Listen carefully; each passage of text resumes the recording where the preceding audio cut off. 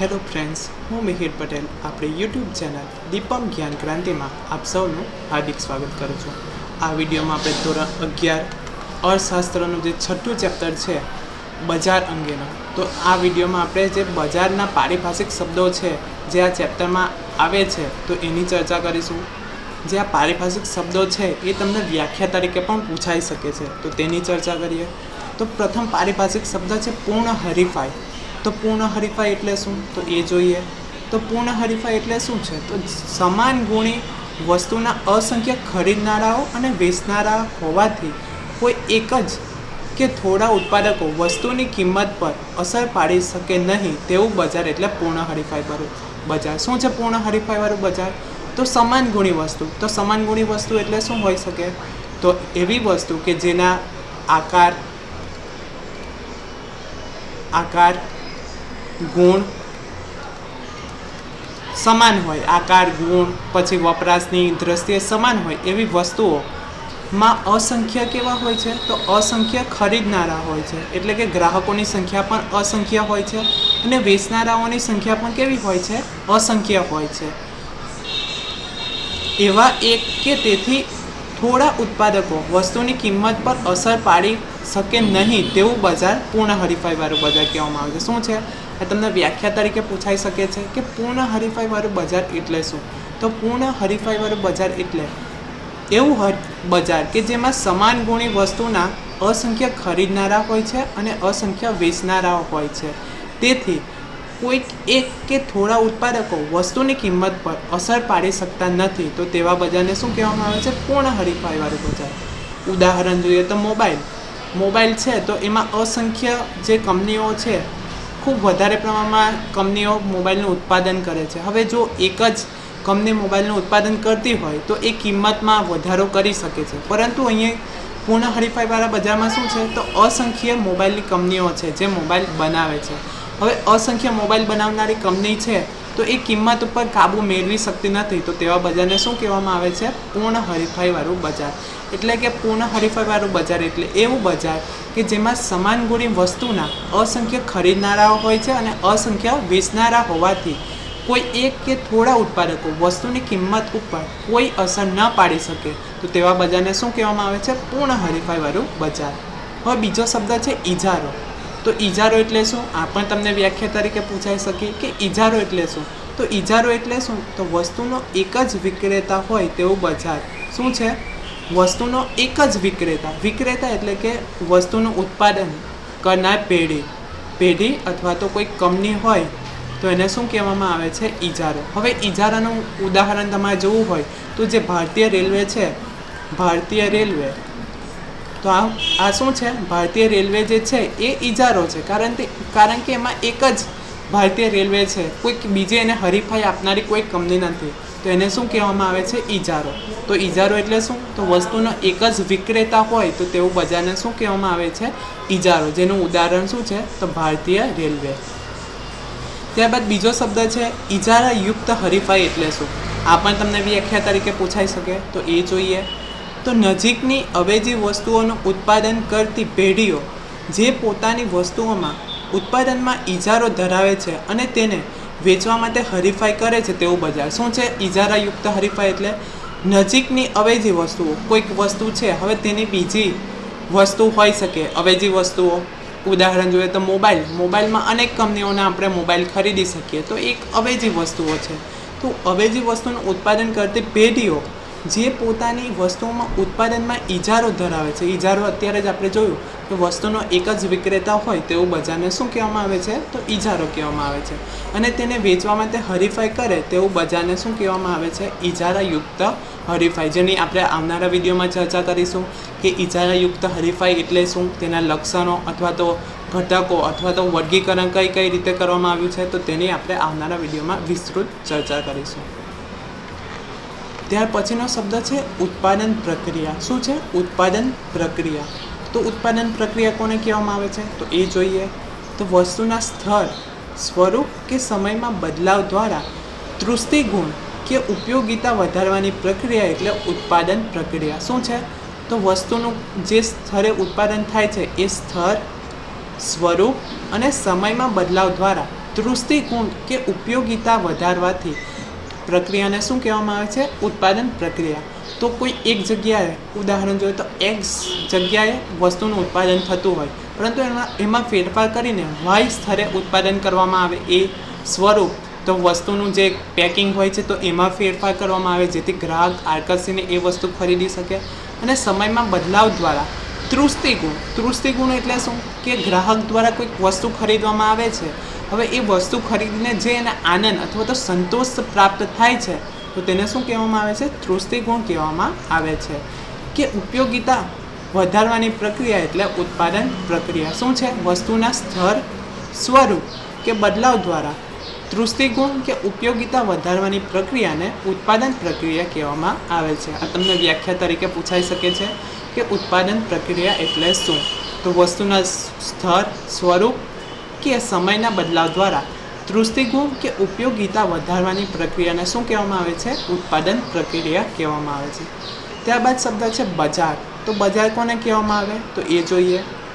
વસ્તુ કે સેવાના ખરીદ વેચાણના હેતુથી ખરીદનાર અને વેચનાર એકબીજાના પ્રત્યક્ષ કે પરોક્ષ સંપર્કમાં આવે તે વ્યવસ્થા એટલે બજાર. શું છે?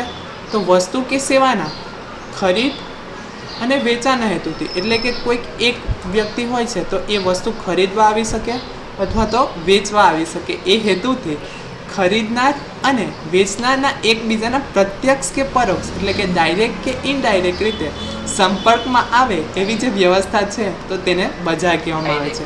આ ખૂબ જ અગત્યનો વ્યાખ્યા તરીકે તમને પૂછાઈ શકે કે બજાર એટલે શું? તો વસ્તુ કે સેવાના ખરીદ વેચાણના હેતુથી ખરીદનાર અને વેચનાર એકબીજાના પ્રત્યક્ષ કે પરોક્ષ રીતે સંપર્કમાં આવે તો એ બજારને શું કહેવામાં આવે છે? તો એને બજાર કહેવામાં આવે છે.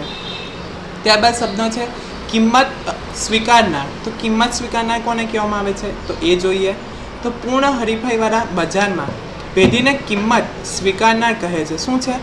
પૂર્ણ હરીફાઈવાળું બજાર, જે આપણે અગાઉ જ જોયું, જેમાં અસંખ્ય ખરીદનારાઓ અને અસંખ્ય વેચનારાઓ હોય છે.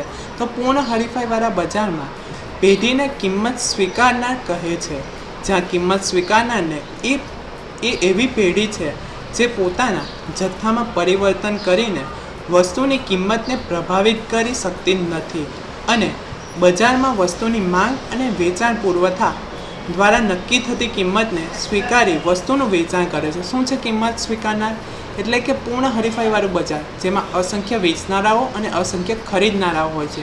જે પેઢી જે કિંમત છે તો એ નક્કી કરે છે. જ્યાં કિંમત સ્વીકારનાર એ પેઢી છે જે પોતાના જથ્થામાં પરિવર્તન કરીને, એટલે કે વસ્તુનું ઉત્પાદન જે જથ્થામાં થાય છે તો એમાં પરિવર્તન કરીને કિંમતને પ્રભાવિત કરી શકતી નથી. એટલે કે પૂર્ણ હરીફાઈવાળું બજારમાં અસંખ્ય ખરીદનારા અને વેચનારા હોવાથી જો પુરવઠો વધારે પ્રમાણમાં હોય તો કિંમત ઓછી હોય છે, કિંમત ઓછી.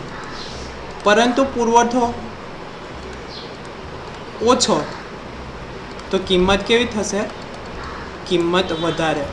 પરંતુ આ પૂર્ણ હરીફાઈવાળા બજારમાં આ શક્ય નથી, કારણ કે ત્યાં અસંખ્ય ખરીદનારાઓ અને વેચનારા હોવાથી. બજારમાં વસ્તુની માંગ અને પુરવઠા દ્વારા નક્કી થતી કિંમતને સ્વીકારી વસ્તુનું વેચાણ થાય છે. એટલે કે વસ્તુની માંગ કેટલા પ્રમાણમાં છે. જો વસ્તુની માંગ વધારે હશે તો પુરવઠો પણ વધારે પ્રમાણમાં ઉત્પાદન થશે અને તેના કારણે કિંમત ઘટશે. પરંતુ જો માંગ ઓછી હશે તો પુરવઠાનું પ્રમાણ ઘટાડવામાં આવશે અને માંગ પણ ઘટી જશે. તો એને શું કહેવામાં આવે છે? કિંમત સ્વીકારનાર કહેવામાં આવે છે. ત્યાર પછીનો શબ્દ છે કિંમત નક્કી કરનાર, પ્રાઇસ મેકર. ઇજારાવાળા બજારમાં એકમાત્ર વસ્તુ વેચનાર પેઢીને કિંમત નક્કી કરનાર કહે છે. શું છે? ઇજારાવાળા બજારમાં. તો ઇજારાવાળું બજાર આપણે જોયું કે એક જ વિક્રેતા હોય, એક જ વિક્રેતા. તો ઇજારાવાળા બજારમાં એકમાત્ર વસ્તુ વેચનાર પેઢીને કિંમત નક્કી કરનાર કહે છે. જ્યાં વસ્તુ વેચનાર પેઢીને કોઈ હરીફાઈનું તત્વ નડતું નથી, કારણ કે ત્યાં શું છે? ફક્ત એક જ વેચનાર હોવાથી ત્યાં કોઈ પણ પ્રકારની હરીફાઈ જોવા મળતી નથી. માટે તે વસ્તુની કિંમત ઉપર સંપૂર્ણ કાબુ ધરાવે છે, જેથી ઇજારાવાળા બજારમાં વસ્તુ વેચનાર પેઢીને કિંમત નક્કી કરનાર કહે છે. શું છે? તો ઇજારાવાળા બજારમાં એક જ વિક્રેતા હોય છે તેના કારણે તે ધારે એટલી કિંમત લઈ શકે છે, જ્યાં વસ્તુ વેચનાર પેઢીને કોઈ હરીફાઈનું તત્વ નડતું નથી. જે આપણે જોયું હતું કે ઇજારાવાળા બજારમાં ફક્ત એક જ વેચનાર અથવા તો વિક્રેતા હોય છે, તેના કારણે તેનામાં હરીફાઈનું પ્રમાણ જોવા મળતું નથી. તેથી જે પેઢી હોય છે તો એ ધારે એટલી કિંમત મેળવી શકે તો એને કિંમત નક્કી કરનાર કહે છે. ઉદાહરણ જોઈએ તો રેલવે. હવે રેલવે દ્વારા કોઈક ભાડામાં વધારો કરવામાં આવે તો આપણે કોઈક બીજો એનો ઓલ્ટરનેટ ઓપ્શન નથી, એટલે કે એમાં એક જ રેલવે છે તો આપણે તેનો વિરોધ કરી શકતા નથી. તો આ જે રેલવે છે તો એને કિંમત નક્કી કરનાર કહેવામાં આવે છે. હવે જોઈએ અસામાન્ય નફો. તો અસામાન્ય નફો કોને કહેવામાં આવે છે તો એ જોઈએ. જો કોઈ બજાર પેઢીના સરેરાશ ખર્ચથી સરેરાશ આવક ઊંચી હોય ત્યારે પેઢીને મળતા નફાને અસામાન્ય નફો કહેવામાં આવે છે. શું છે? કોઈ બજાર પેઢીના સરેરાશ ખર્ચથી જે આવક હોય છે, સરેરાશ આવક એ ઊંચી હોય ત્યારે પેઢીને મળતા નફાને અસામાન્ય નફો કહે છે. ઉદાહરણ જોઈએ તો સરેરાશ ખર્ચ આપણને 1000 રૂપિયા થાય છે. કોઈ વસ્તુનું ઉત્પાદન કરવા પાછળ આપણને સરેરાશ ખર્ચ કેટલો થાય છે તો 1000 થાય છે, પરંતુ આપણને એમાંથી સરેરાશ આવક કેટલી મળે છે તો આવક 1200 રૂપિયા મળે છે. તો આ જે વધારાના 200 રૂપિયા છે તો એને આપણે શું કહીશું? અસામાન્ય નફો કહીશું. ત્યાર પછીનો શબ્દ છે કિંમત ભેદભાવ. તો કિંમત ભેદભાવ શું છે તો એ જોઈએ. આ તમને વ્યાખ્યા તરીકે પૂછાઈ શકે છે. કિંમત ભેદભાવ એટલે શું?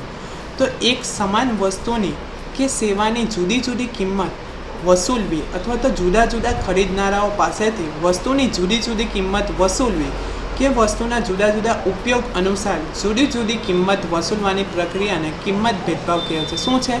એક સમાન વસ્તુ. હવે કોઈ એક સમાન વસ્તુ છે, ઉદાહરણ લઈએ તો એક્સ નામની વસ્તુ છે.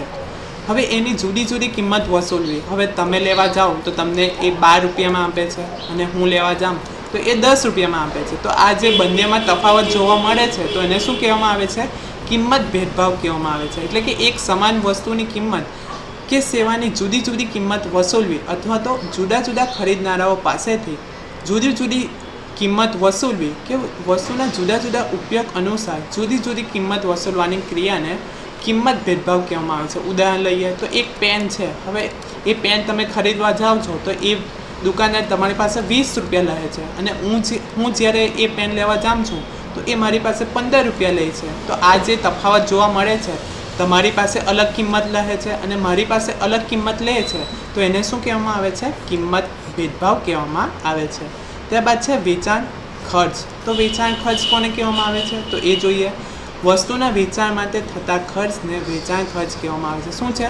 વસ્તુના વેચાણ માટે જે ખર્ચ થાય છે તો એને વેચાણ ખર્ચ કહેવામાં આવે છે. અહીં વેચાણ ખર્ચમાં કાચા માલ અંગે જે ખર્ચ થાય છે તે, પરિવહન ખર્ચ, આ તમામનો જે સરવાળો ખર્ચ થાય છે તો એને શું કહેવામાં આવે છે? વેચાણ ખર્ચ કહેવામાં આવે છે. ત્યારબાદનો શબ્દ છે પરસ્પરાવલંબન. તો પરસ્પરાવલંબન કોને કહેવામાં આવે છે તો એ જોઈએ. તો અલ્પ હસ્તક ઇજારાવાળા બજારમાં વેચનારની સંખ્યા ખૂબ ઓછી હોવાથી તેઓ તેમના હરીફ એવા એકબીજાની જરૂરી માહિતી રાખે છે અને તે સંદર્ભના નિર્ણયો લે છે. પેઢીના આવા વર્તનને પરસ્પર અવલંબન કહે છે. શું છે? અલ્પ હસ્તક ઇજારાવાળા બજારમાં વેચનારની સંખ્યા ખૂબ ઓછી હોવાથી તેમના હરીફ એવા બીજાની જરૂરી માહિતી રાખે છે, તે સંદર્ભમાં નિર્ણય લે છે અને પેઢીના આવા વર્તનને પરસ્પર અવલંબન અથવા તો પરસ્પરાવલંબન કહે છે. ઉદાહરણ જોઈએ તો અલ્પ હસ્તકવાળું બજાર, એમાં જે વેચનાર હોય છે તો એની સંખ્યા નહિવત હોય છે. ઉદાહરણ જોઈએ તો એક્સ પેઢી છે અને વાય પેઢી છે. હવે આ બંને સમાન વસ્તુનું ઉત્પાદન કરે છે. તો આ જે એક્સ કંપની છે તો એ 10 રૂપિયામાં કોઈક વસ્તુ વેચે છે, તો આ વાય શું કરશે? વાય પેઢી તો આ એક્સ પેઢી કેટલામાં વસ્તુ વેચે છે તો એને અનુરૂપ એ કિંમત નક્કી કરશે. તો 8 રૂપિયા નક્કી કરે છે. તેમજ તેની ગુણવત્તા કેટલી છે, તેમજ તેનો આકાર, જથ્થો. તો આ બંનેની પરસ્પર તુલના કરીને કોઈક એક પેઢી બીજી પેઢીને અનુરૂપ કોઈક નિર્ણય લે છે તો આવા બજારને શું કહેવામાં આવે છે? પરસ્પરાવલંબન કહેવામાં આવે છે. ત્યારબાદ છે કિંમત ચુસ્તતા. તો કિંમત ચુસ્તતા કોને કહેવામાં આવે છે તો એ જોઈએ. બજારમાં વસ્તુની કિંમત જ્યારે કોઈક સ્તરે સ્થિર હોય કે જડ બને છે ત્યારે તેવી સ્થિતિને કિંમત ચુસ્તતા કહેવામાં આવે છે. શું છે? બજારમાં કોઈક વસ્તુની કિંમત છે તો એ અમુક સ્તરે સ્થિર થાય છે. ઉદાહરણ જોઈએ તો કોઈક એક વસ્તુ હોય છે તો પ્રથમ 10 રૂપિયામાં વેચાય, ત્યારબાદ 20 રૂપિયા, 30 રૂપિયા. હવે આ જે 30 રૂપિયા સ્થિર થઈ જાય લાંબા સમય સુધી, તો આ જે 30 રૂપિયાની કિંમત છે તો એને શું કહેવામાં આવે છે? તો આને શું કહેવામાં આવે છે? કિંમત ચુસ્તતા તરીકે ઓળખવામાં આવે છે. ત્યાર પછીનો શબ્દ છે ઉત્પાદનના સાધનોની ગતિશીલતા. શું છે? ઉત્પાદનના સાધનોની ગતિશીલતા. તો ઉત્પાદનમાં મુખ્યત્વે 4 સાધનો અગત્યના છે. શ્રમ એટલે કે શ્રમિકો દ્વારા જે ઉત્પાદન કરવામાં આવે છે એ પાછળ છે કાર્ય કરવામાં આવે છે તો એને શ્રમ, મૂડી, નિયોજક એટલે કે ઉત્પાદક પેઢી અને જમીન. જ્યારે ભૌગોલિક, વ્યવસાયિક અને ઉપયોગની દ્રષ્ટિએ ફેરફાર સ્વીકારે ત્યારે તેને ઉત્પાદનના સાધનની ગતિશીલતા કહેવામાં આવે છે. શું છે? કે જે આપણે આ 4 સાધનો જોયા, શ્રમ, મૂડી, નિયોજક અને જમીન, જ્યારે ભૌગોલિક રીતે કોઈક એક સ્થળેથી બીજા જગ્યાએ પરિવર્તન કરવામાં આવે, વ્યવસાયિક કે ઉપયોગની દ્રષ્ટિએ ફેરફાર કરવામાં આવે તો એ સ્થિતિને શું કહેવામાં આવે છે? ઉત્પાદનના સાધનોની ગતિશીલતા કહેવામાં આવે છે. ત્યાર પછીનો શબ્દ છે પેઢી. તો પેઢી એટલે વસ્તુ કે સેવાનું ઉત્પાદન કે વેચાણ કરતું એક સ્વતંત્ર એકમ. શું છે? કોઈક એક પેઢી એટલે વસ્તુ કે સેવાનું ઉત્પાદન કરે છે અને તેનું વેચાણ પણ કરે છે તો એવા સ્વતંત્ર એકમને શું કહેવામાં આવે છે? પેઢી કહેવામાં આવે છે. અને અંતિમ શબ્દ છે ઉદ્યોગ. એટલે શું? તો એક સરખી વસ્તુનું ઉત્પાદન કરતી પેઢીઓનો સમૂહ. શું છે? એક સરખી વસ્તુનું ઉત્પાદન કરતી પેઢીઓનો સમૂહ. ઉદાહરણ જોઈએ તો કોઈક મોબાઈલ બનાવતી અલગ અલગ કંપનીઓ છે તો આ તમામ સમૂહને શું કહેવામાં આવે છે? કંપનીના સમૂહને તો ઉદ્યોગ કહેવામાં આવે છે.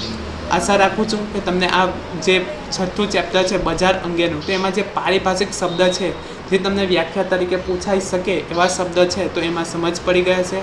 અને જો તમને આ વિડીયો પસંદ પડ્યો હોય તો લાઈક કરો, વધુમાં વધુ શેર કરો અને અમારી ચેનલને સબસ્ક્રાઈબ કરો. Thank you.